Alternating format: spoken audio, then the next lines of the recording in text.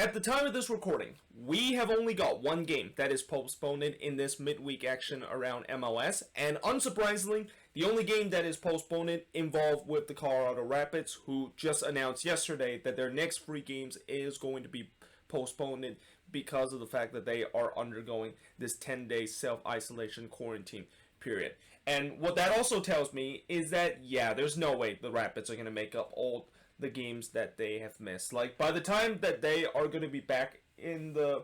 regular season, it will be probably late October, and they will probably get like 2.5 weeks before we get to decision day, and there's just no way in the world they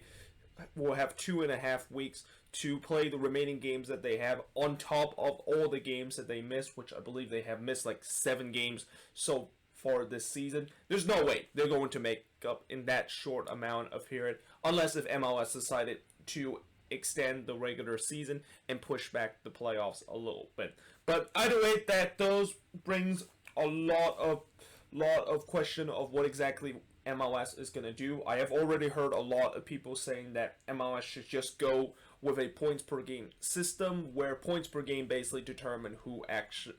make the playoffs and who, of course, miss out on. Now, the points per game system is a solution, but it's definitely not one of the better solution. In fact, I don't even know if there is a good solution or a solution that is fair in terms of determining teams that, of course, miss some games because of the fact that whether their opponent cannot play because of their opponent tested positive for COVID-19, or if it's themselves that cannot play the game because they're tested positive for COVID-19. And that the points per game system, right now, the Rapids, if we're going to do a points per game system, they would jump all the way up into 4th place, which is good news for the Rapids, but definitely bad news for a couple of teams that above them, which they're going to be very angry. The fact that the Rapids get home field advantage in the first round, despite the fact that they play way less game compared to those teams that probably worked their ass off in terms of trying to get home field advantage, and they just missed out by a team that hasn't really done so. But again, this is 2020, where things are not only crazy, but it seems to be very unfair too. And that besides this, we already talked about how unfair the schedule is, and that you can clearly see that some teams tends to have a cakewalk of a schedule in terms of playing their opponent near their region, and some teams just have a murderous row of a schedule just because the teams that is around them regionally are teams that are competing to not only make the MLS playoffs, but actually compete for MLS Cup. But that being said, after my little 3-minute rambling, well, it's not really a rambling, but kind of a spew talk about this current situation that MLS is dealing with,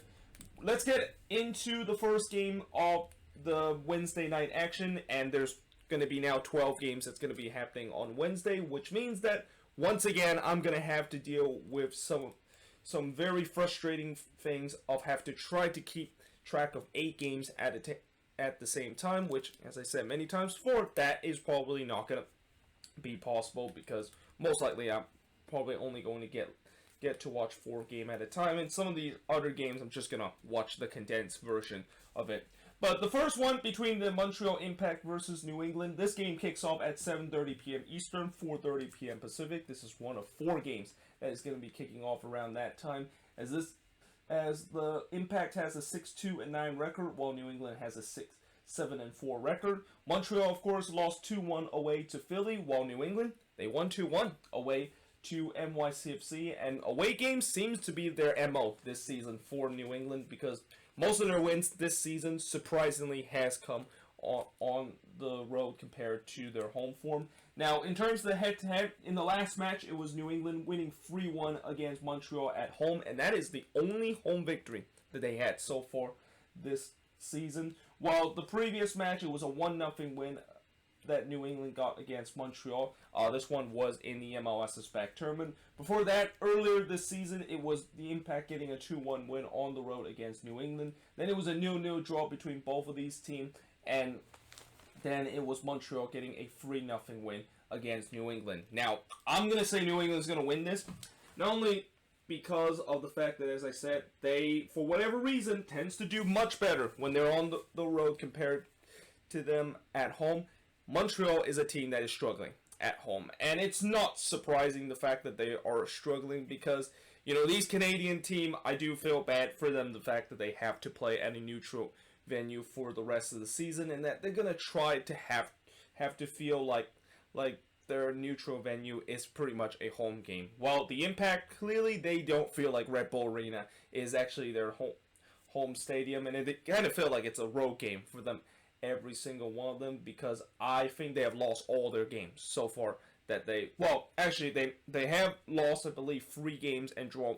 1 so far at home at Red Bull Arena, and that they're about to face a New England team that definitely they're going to be confident coming into this one after a 2-1 victory against NYCFC. And again, for whatever reason, this New England team, I don't know what it's about them, but they tend to do much better when they're on the road compared to when they are playing at home. And knowing the fact that Montreal is still also struggling this season, I won't be surprised if New England is going to get the victory in this. Now, moving on into the next match is the Hell is Real derby between FC Cincinnati versus the Columbus Crew. So FC Cincinnati has a 3-4-10 record, while Columbus had a 9-4-3 record, as this game kicks off at 7:30 p.m. Eastern, 4:30 p.m. Pacific. Well, for FC Cincinnati, yeah, it's been a miserable season. Not only the fact that they have lost a ton of games and their defense once again is absolutely hot garbage, their offense is just ice cold right now, and I think they might have now record the first team to ever gone the whole season with two time this season where they gone 500 minutes without scoring a goal. As the last goal that they scored was the Olympic goal from Harris Madunian, which that kind of felt like it was years ago, but they have scored 0 goals ever since that, and they've only scored 1 goal in over 1,000 minutes, which that also got to be a record in terms of the longest spell period of only scoring 1 goal this season, or 1 goal during that spell. Now for Columbus, they also are searching for their first road win in this one, and in terms of the last 5 Hell is Real derby, well, it's only Columbus, the one that has been dominating this rivalry, and that this is started to become one of those rivalries that is very one-sided, as Columbus was able to win 3-0 against Cincinnati. Then it was a 0-0 draw between both of these teams the last time. This was at Nippert Stadium. Before, it was a 4-0 win that Columbus gave to FC Cincinnati in the MLS's back tournament. Before that, it was a 3-1 road win that Columbus got against FC Cincinnati, and then it was a 2-2 draw that Columbus and FC Cincinnati has. Now, as much as I am tempting to basically say that Columbus clearly is in heavy favorites against an FC Cincinnati side that just look like they lack not only confidence going forward on the attack, but just confident in general. The fact that they just don't believe they can actually snap out of this winless run that they're in. One of the things that I will say about Columbus is that they are still dealing with injury to their team right now. Guys like Lucas Zalarian, Darlington Nappy, and Eloy Rome, I believe, will not be available in this game. So, in some way, I don't want to say it, but there could be a possibility that this could be a 0-0 draw between both of these teams, and you can clearly see that Columbus, in the last game, when they don't have their best player, injuries are started to kind of catch up to them. Now, that being said, Columbus does get one benefit of the doubt, the fact that they will have more rest than FC Cincinnati, as they were one of the 6 teams that from last week that did not play because of the fact that the game was postponed because one of their opponent got COVID-19. But yeah, I'm going to say Columbus will win this one, but don't be surprised if this is going to be, the thing that I always said that is probably going to happen in a game, and it doesn't, and an opponent just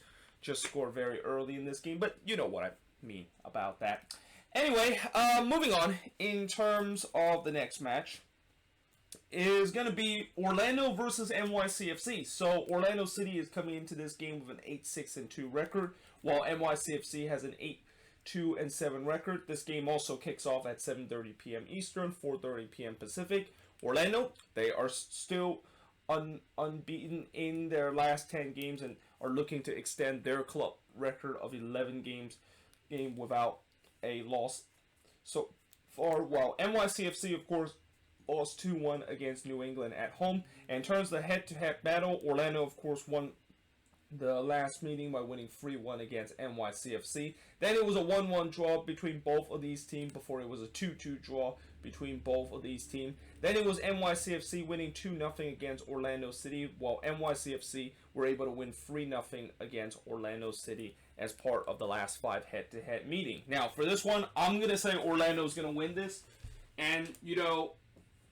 if Maxime Morales is not going to be available for NYCFC, yeah, Orlando's going to win this, because you can clearly see in the last game for NYCFC how when they don't have a real number 10 in their team, they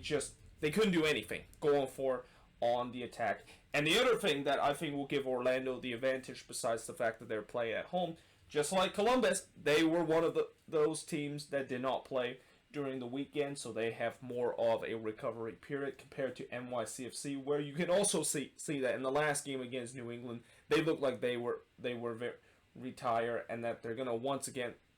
have to do a quick turnaround against an Orlando team that this season, again, they have been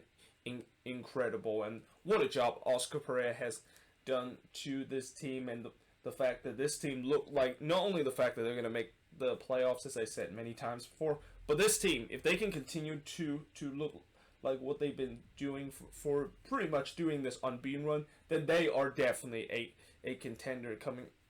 out of the Eastern Conference. And you know how I said earlier before how the Eastern Conference tends to be kind of a weak kind of conference, and that you know, I know that there are going to be a couple of teams that make it to the playoffs that might not actually make it out from the West. Well, technically that is now not true anymore, because it seemed like there's a couple of teams in the East that is actually very decent, and that if they do represent the Eastern Conference as they play against a Western Conference and MLS Cup, there could be a possibility that team could actually beat the best team in the Western Conference. So yeah, you know, I expect Orlando to win this one, and that they're going to continue their stride of carry this momentum into the playoffs. While for NYCFC, they're hoping that they can at least get a draw out of this game, because right now they're really hoping Maxime Morales is back in this team, and that as long as he's not going to be with this team, I just don't see how NYCFC can actually be very decent going for their season. Now, moving on, in terms of the next match, is another team that is also a contender in terms of MLS Cup, and that, of course, is Toronto FC, who is now currently at the top. Well, they're now at the top of the Eastern Conference and also leading the Supporters' Shield standing. While they're going to be playing against the Red Bulls in this game, the Red Bulls have a 7-2-8 record, while TFC have an 11-4-2 record. By the way, for the Red Bulls, I kind of now realize why Gerhard Stuber has not been the head coach of this Red Bulls team yet, and the reason why is because he's been having some issue with getting a visa to come to the U.S. and basically start coaching this team. So that may be the reason why Bradley Cornell is still head coaching this team on an interim basis, and I think he's going to continue to head coach on an interim basis heading into this game. Now, this game, again, is going to be kicking off at 7:30 p.m. Eastern, 4:30 p.m. Pacific, and in case if you guys haven't known this before, this game, of course, is going to be played in Hartford, as that is pretty much the home base for TFC this season. But unlike the other two Canadian teams, where they tend to struggle to play in a stadium that they call themselves home, even though it's kind of a neutral venue, Toronto has been incredible so far this season playing in Hartford, and it's almost like Hartford or Sun become BMO Field of the South. Now, as I mentioned, the fact that TFC has been amazing at home, while doing those last couple of games that they've been at home and also on the road, they of course have won every single one of those games and are now on a 5-game winning streak. And as I mentioned, they are the first team to clinch the playoffs, but you know that they are not going to be complacent. The fact that, you know, even they clinched the playoffs in the last game. They're looking to try to continue to get that #1 seed in the Eastern Conference. While the Red Bulls, they of course won controversially 1-0 away against Atlanta. And if you wonder why was it controversial, well, just watch last week review, or watch the review that I did back on Sunday of why exactly the goal that they scored was a very controversial goal that ultimately led to the winner of that game between them and Atlanta. Now, head-to-head matchup, it was a 2-0 win for the Red Bulls against TFC before TFC were able to win 3-1 against the Red Bulls. Then the Red Bulls won 2-0 against Toronto before going on the road and winning 1-0 against TFC. And the Red Bulls, of course, winning 1-0 against TFC. So, believe it or not, the Red Bulls have Toronto number for the past couple of games. But, for me, I still think that they should be able to win this one. You know, I know the last game was an incredible performance for the Red Bulls to go on the road. Atlanta, especially what just happened in the previous game where they lost to one of the worst team in the Eastern Conference in Inter Miami at home. They rebounded very well by getting the win against Atlanta, but I think it's going to be a little bit too much to ask in this game against the TFC side that, you know, in the last couple of games they have definitely started to kind of grind out resort and haven't looked like a vintage TFC team. But if you're a team that is able to do that and you're able to continue to get 3 points, it really doesn't matter how it is, and especially at this age of the MLS season and at this point of the season, it's all about grinding these resort and continue to get all 3 points so that they can potentially clinch the top spot of the Eastern Conference and maybe even clinch the Supporter Shield standings in the upcoming weeks if they continue to win games like they've been doing in the last 5-1. But moving on, in terms of the next match, is going to be DC United versus Philly. So DC has a 2-5-10 record, while the Union has a 10-4-3 record. This game kicks off at 8 p.m. Eastern, 5 p.m. Pacific. Now, I know on paper this one looks like it's a one-sided affair because DC is winless in 8 games, and Philly are looking to try to win and keep pace with Toronto, who they are just 3 points behind them. Now, that being said, I thought in the last game DC were a little bit unlucky to not get a point out of Chicago, as they had some really decent chances to at least score more than the one goal that they had. And in the last game, at least, it's shown they definitely look much better than they have been when Ben Olsen was still the head coach of this team, which kind of just shows you another example of the fact that once a head coach has been fired, there seems to always have this kind of injective energy that gets to the players where they get really pumped up and just kind of really want to show the new manager, even though their new manager is still only going to be on an interim basis, that they of course should belong in the starting 11, and that, you know, it will be interesting to see if they can continue to do that.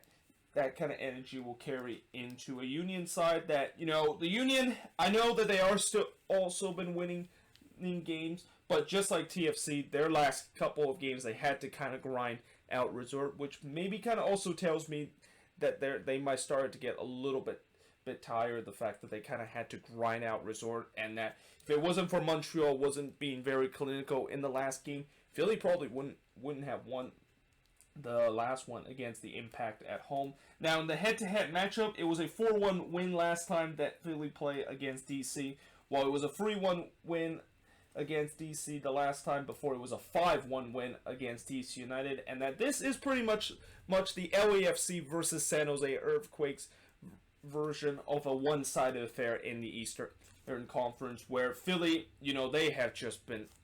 dominating this series, as I just mentioned, the last 3 games, where I think they have pretty much outscored DC United 12-3, and then previously they won 2-0 against DC United before winning 3-2 against DC United at home. And that if you even want to go back to look at the last couple of head-to-head besides the last 5 that I put here on the board, I think Philly has now won 7 in a row against DC United. So Yeah, again, as much as I want to say that this is a one-sided affair, and as much as also I want to say that DC might be putting up a little bit more of a fight and might surprise the Union a little bit in this game, I think Philly is going to win this one because of the fact that they just have so much quality, and that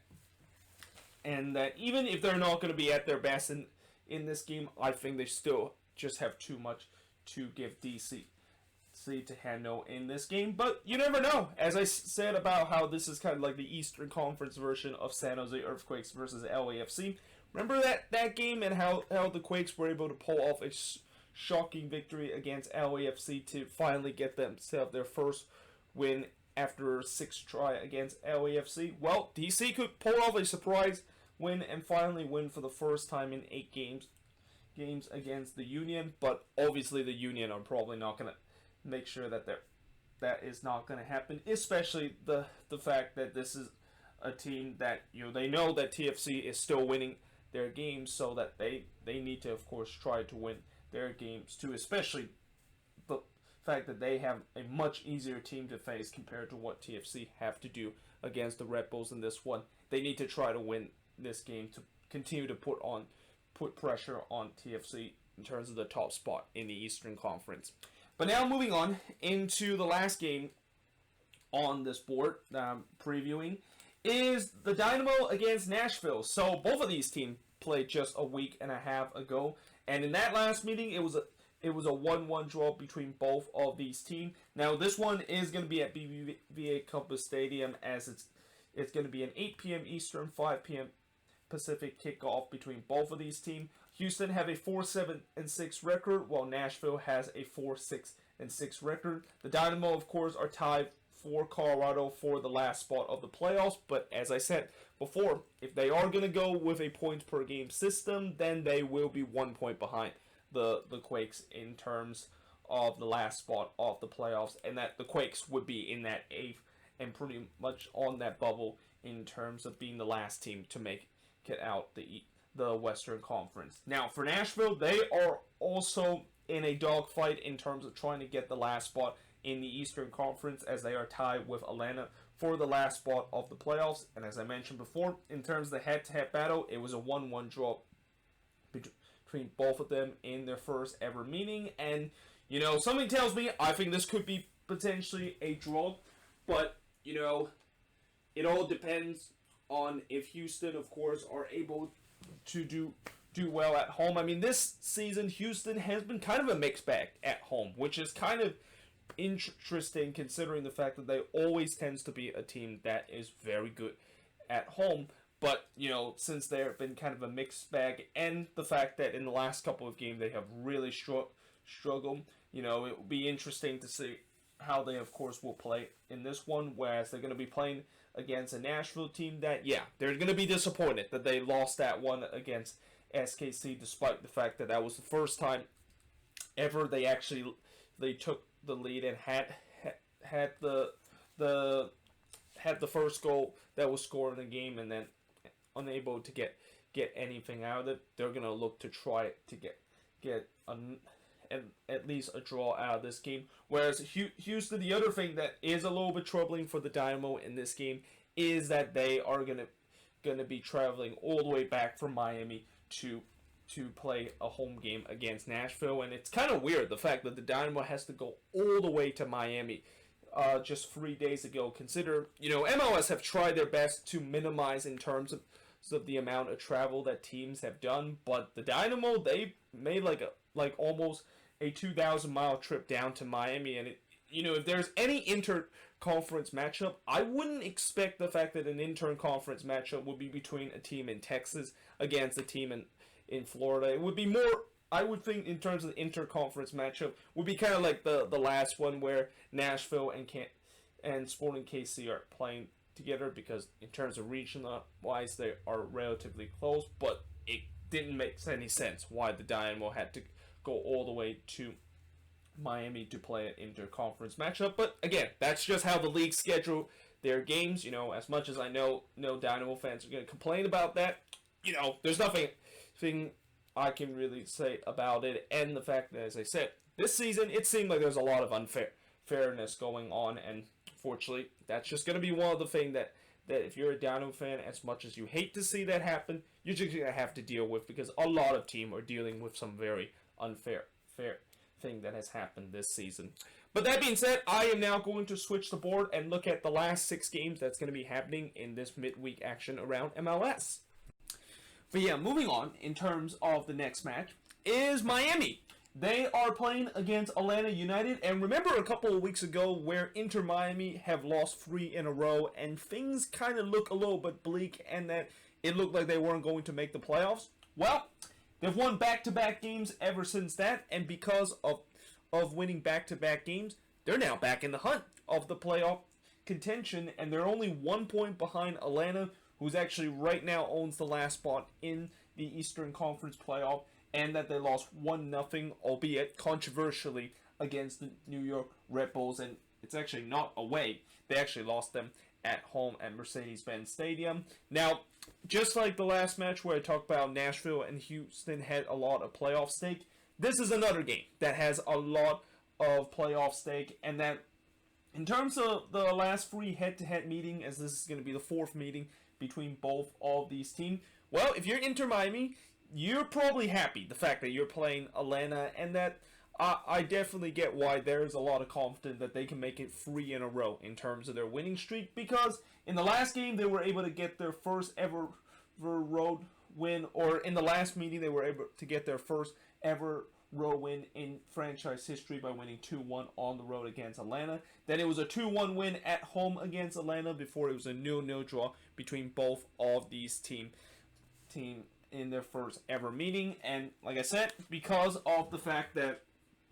it seemed like Miami has come to life, and this is despite the fact that they do not have Pizarro and also Luis Robles in terms of their starting goalkeeper. They have really looked good in these last 2 games, whereas they're going to be facing an Atlanta team that, they've been very inconsistent so far, and they're hoping that because of the fact that they're inconsistent, this might be a sense the fact that, yeah, they are due to potentially get a win. And I'm also going to interested to see if Marcelino Moreno is going to once again start in this game. He played about 60 minutes in the last game, and that I kind of feel like it was a game where Atlanta kind of rushed him into the team a little bit too fast, but he already showed potential that he could be an absolute stud for this Atlanta team. So I'm assuming maybe he could be starting in this game again, although it's only a 3-game turnaround. But either way, this is a massive opportunity for Inter Miami playing at home, where, this season, for the most part, they've been relatively decent at home, but this is a big opportunity where, for the first time, I think this season, they can beat Atlanta. They're going to be above the red line. And if you would have told me a couple weeks ago when they were on a 3-game losing run, or if you would have told me back when they were start their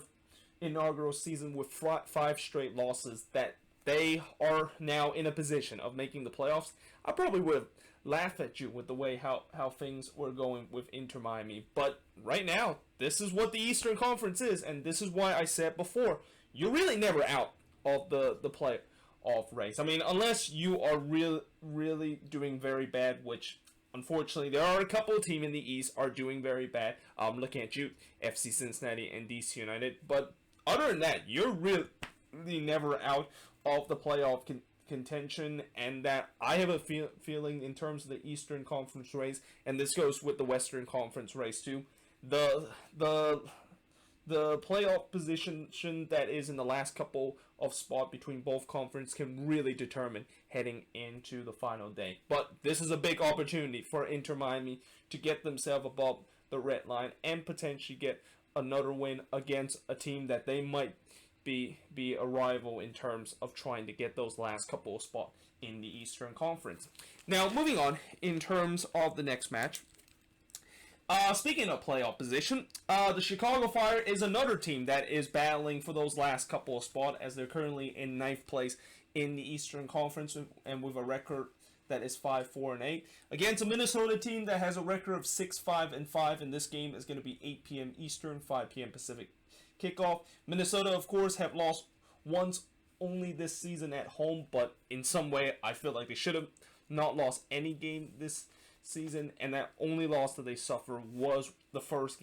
home game of the season when they lost 2-1 against SKC. While Chicago, they did win 2-1 against DC United at home, albeit it was not a pretty victory whatsoever. Now, this is only the fourth meeting between both of these teams, with the last one was Chicago winning 2-0 against Minnesota, while the Loons got a 2-1 win against the Chicago Fire, and the Loons got a 2-1 win against the Chicago Fire on the road. And for me, I'm going to say Minnesota will win this, and this is another one of those games where it's a must-win for the Loons. I mean, there's no question whatsoever the fact that they're playing at home, and knowing the fact that Minnesota is not a team that do well on the road, this is got to be a game where they have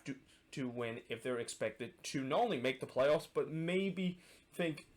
about trying to get into those top 4 spots so that they can have a home playoff game. I mean, I was going to say, coming into this game, the fact that, depending on the FC Dallas versus Minnesota game, this could really be an absolute must-win. Well, since that game didn't take place, this doesn't mean that I'm going to say that this might not be a must-win, because they do have a game in hand over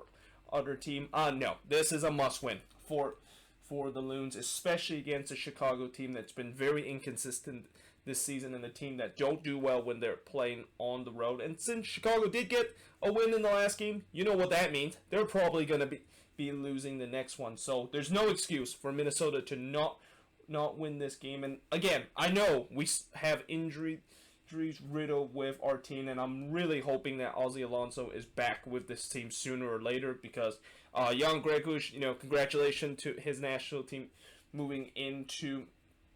the final of the playoffs qualification for Euros with Slovakia. But because of the fact that that is the case, we are probably not going to have Jan Greguš for at least the rest of the regular season, and that is huge in terms of our midfield. And this is also where we desperately need Ozzie Alonso back in there in the midfield to take over that spot that Jan Greguš is currently occupied in. So yeah, I'm hope that Alonso will be back with this team soon. Not quite sure will he be back in this game, because I have heard no word of when exactly his return is. But man, we dearly miss that presence in the midfield, with both of our key midfielder in Jan Greguš and Ozzie Alonso both out in this team. But moving on, in terms of the next match, is going to be Dallas and SKC. Well, Dallas is actually one of the teams that I haven't actually talked about a lot, but they're actually quietly on a bit of a losing run, as they are now winless in 4 games. Well, I wouldn't say that they're on a losing run. I mean, they technically have 2 draws doing this winless run, but this is definitely not a good time to start to go ice cold for FC Dallas and trying to replicate what they did back in 2017, which is a complete collapse in the second half of the season. Now, they're playing against a Sporting KC side that, I'm shocked the fact that SKC is still near the top 4 team in the Western Conference, because this team, for majority part of this season, they just don't look good at all and look like a very beatable team, but yet they're still able to get some key resources there, and even though at times they kind of had to grind out resort, like they did in the last game where they were able to come from behind against Nashville by winning 2-1, this is a team that somehow is still in the top 3 of the Western Conference, and they have a chance against a Dallas team that, like I said, they are struggling in these last couple of games by not able to get a win in 4 of these games. Now, in terms of head-to-head matchup, Dallas, of course, won the last head-to-head. It was a 3-2 win that they did. That game actually happened a couple of weeks back, and I always will remember that. That was the game where Dallas blew a 2-0 lead, and SKC were able to get an incredible comeback, only to basically had a poor giveaway from Graham Zusi to wrap FC Dallas a goal and pretty much all 3 points. So Sporting KC would really want some redemption and some revenge after that. Now, before that, it was a 1-1 draw between both of these teams. Then it was a 6-0 decision day demolition that Dallas handed to SKC. Before, it was a 2-0 win that Dallas had against SKC, and then it was a 3-0 win that SKC had with FC Dallas. And, you know, I'm going to say it's going to be a draw between both of these teams. You know, I'm tempting to say that Sporting KC could win this because they can potentially get 3 points against a struggling Dallas team, but this is a Dallas team that they do not lose at home. Like, if they might struggle when they're playing on the road, but when they're at home, they do not lose a lot of these games. So I have a feeling this is going to be a draw, and that, you know, for SKC, they are definitely grinding out a lot of these results, and clearly, you know, this is a team that is lacking in terms of goal scoring because of the fact that Polito is not on this team for international duty, so that they're going to have to hope that this is going to be another game where they can grind and resort. But I think Dallas, you know, I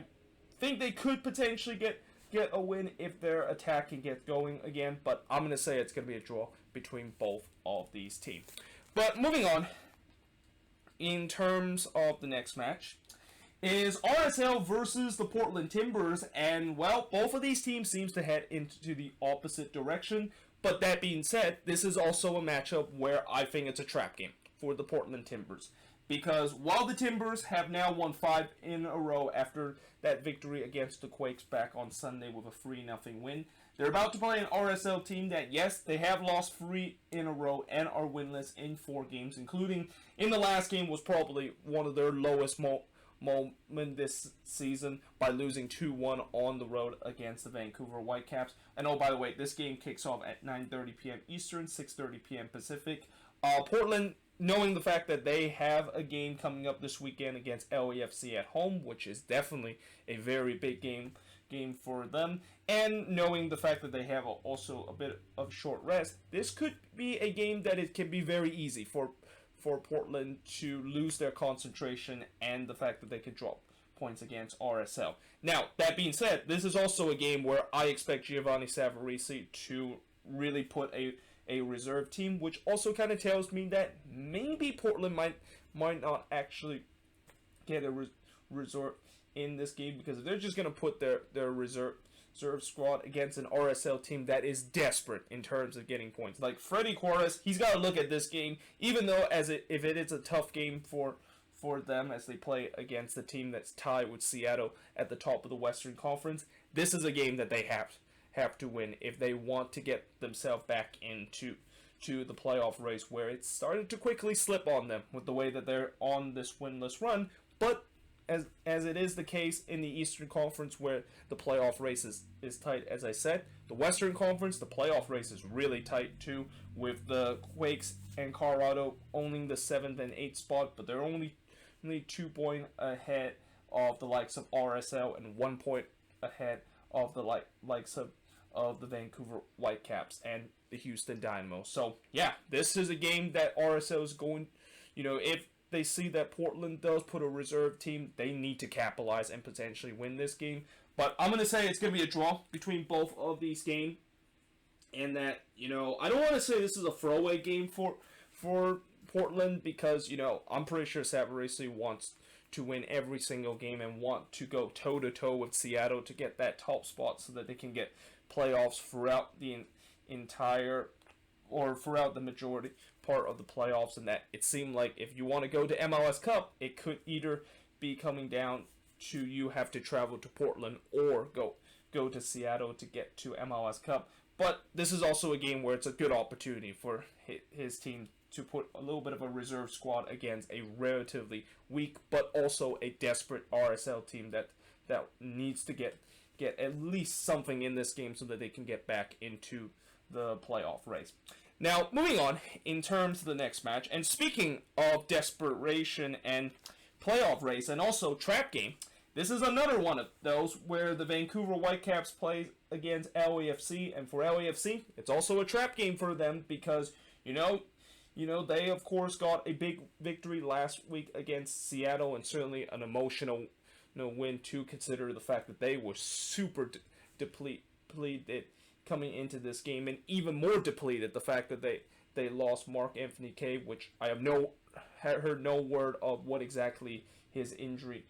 is as of now. But yeah, this could be a trap game for them, not only because they're playing, as I mentioned, against the Portland Timbers over the weekend, but knowing the fact that they got that emotional win, is there going to be a letdown coming into this game? And especially against a Whitecaps team that there's definitely hope after that 2-1 win against RSL at home. And knowing the fact that this is a meeting where we seem, even as one-sided as this meeting has been before, like the last one where LAFC were able to win 6-0 against Vancouver, and then they of course won 6-1 again against the Whitecaps. The Whitecaps somehow are at times able to pull off some surprising result, like the one where they pull off a 1-0 win against LAFC, and this was the season when LAFC had won their supporters show, and they were only one of, I believe, three teams that actually hand LAFC a loss in the regular season. And then they of course go down to Bank of California Stadium and able to draw 2-2 in that game. Yeah, they can definitely put some surprising resort against LAFC. And again, just like how RSL is, the Whitecaps, they're desperate in terms of trying to get some points even against a tougher opponent, so that they can of course get back into the playoff race and maybe get ahead of those teams that's currently above the red line. Which is why, you know what? I know this might sound crazy, but I'm saying Vancouver's going to win this. Again, I know the last game, right? The LAFC were able to somehow, in some way, beat Seattle, despite the fact that they were very, very short-handed. But you look at the injuries that they suffered, and look how depleted this team is. It's going to be really hard to try to replicate that kind of performance against a Whitecaps team that they can definitely easily overlook after what happened with the 6-0 result. And if you're Vancouver and Marc Dos Santos, again, that 2-1 win against RSL has all this sudden change some perspective of the fact that Vancouver are still in this playoff race, and if they can get some wins in a row, they can easily get themselves above the red line. So yeah, that is why I think with that win that Vancouver can really get some momentum against an LAFC team that is very battered coming into this one, and that I'm actually going to go with as I said, probably the boldest prediction that I've made all season long, and probably the most surprising prediction that I made so far this season. But finally, moving on into the last game of this week is the Cali Clasico between the Galaxy and the Quakes. And if I'm a Quakes fan, not only the fact that I'm looking forward to this one, and this is one of those road games where I feel like the Quakes have a chance to get all 3 points against a struggling Galaxy team that have lost 5 in a row and look like their hopes of making the playoffs is dwindling every single day by now. I'm gonna also root for LAFC and Portland in these two games because I want both of them able to get a victory so that we can stay far away from RSL and Vancouver as the two teams that is gunning for our playoff position. And speaking of those teams, the Quakes in their next couple of games, they do play against Vancouver and RSL in those games. So those games could also be a very interesting kind of game that can determine the fate of whether or not if the Quakes are going to make the playoffs or not. But even though it's easy to look ahead of those games, we got to take care of business against the Galaxy, which, again, they are really struggling so far this season, having now lost 5 in a row. But I will say this with the Galaxy, as much as I know a lot of Galaxy fans are kind of giving up hope, and there are definitely a lot of them talking about Scaletta should not be coaching this team, there still is a slender of hope for the Galaxy. Because even though they're 5 points back of the red line right now, they have 2 games in hand in terms of the fact that they're 5 points behind. Now, the bad news is, one of those games in hand is against the Colorado Rapids, and as I said earlier in this preview, there is definitely no guarantee that that game is going to be made up, and that the Galaxy will have to go into a points per game system, which their points per game, yeah, it's not very good whatsoever. But the Quakes coming into this game, they unfortunately had their 3-game winning streak snapped as they lost 3-0 against the Portland Timbers, which is probably one of the least surprising result in terms terms of this season, because anytime when the Quakes play against Portland away, it's always going to be an automatic loss. But it now depends on if they can, of course, bounce back against a Galaxy team that, you know, they also have some good history and have been able to win against them 3 out of the last 5 games, starting with the last meeting just a couple of weeks back where they won 2-1 against the Galaxy. Then it was a 0-0 draw between both of these teams before the Galaxy did win 3-2 on the road against the Quakes. But prior to that, last year they did a double. The Quakes did a double against the Galaxy by winning 3-1 on the road, then winning 3-0 at home against the LA Galaxy. And to me, I'm going to say the Quakes are going to win this, but one thing I really hope the Quakes don't do in this game is overlook the Galaxy, because I know they're having a very bad run right now by losing 5 in a row, but you gotta remember, this is the Quakes, and even if they play against weak opponent like what the Galaxy are in right now, there is never a guarantee. The fact that they can, of course, get all 3 points, and that, you know, I just really, like, as much as I mentioned before with the Quakes, and I'm still not buying the fact that they are a team that could potentially make the playoffs this season, even though they're above the red line. What could really help in terms of making the playoffs for the Quakes is to get all 3 points in this game, or even get at least a point out of this game, because I know for a fact that this is going to be one of the easier opponent that the Quakes are going to get before the. If I look ahead of their schedule, they got the likes of Portland, Seattle on the road, and also LAFC at home, and those are going to be teams that. And by the time when we play LAFC, it will be late October, which is when they're probably going to get most of their team back. Yeah, that's not going to be easy whatsoever. So, you know, for the Quakes, they want to make the playoffs. They got to take care of these games that they're playing against easy opponent, because once they play against tough opponent, I know this season whenever the Quakes play against tough opponent, they tend to struggle and do not able to get the result. So this is a big game for the Quakes. If they want to have playoff aspiration, this is a game that they have to win. Whereas for the Galaxy, if they want their slim hope of making the playoffs, they gotta stop this 5-game losing streak. Like, the longer this losing streak goes, the more and more that hope of potentially making the playoffs is just going to disappear. But there you have it. That is pretty much it for the review, or not the review, but the preview of this midweek action. As I said, there's going to be 12 games that is going to be packed into this schedule, which means that once again I have to split the review into 2 parts, and I'm going to try my best to keep eye on the first 6 game, and that I probably will have to watch the condensed version of the last 2 games, because again, there's no way in the world I'm going to keep track of 6 or even all 8 games that's going to be happening between the 4:30 to 6:30 the time of this busy night of MLS action. But until then, hope you guys enjoyed this video, and I, of course, will see you guys next time. Oh, and by the way, let me know in the comments below what do you think of these 12 games, and also let me know in the comments below your prediction for all 12 of these games. And yeah, I hope to see you guys next time.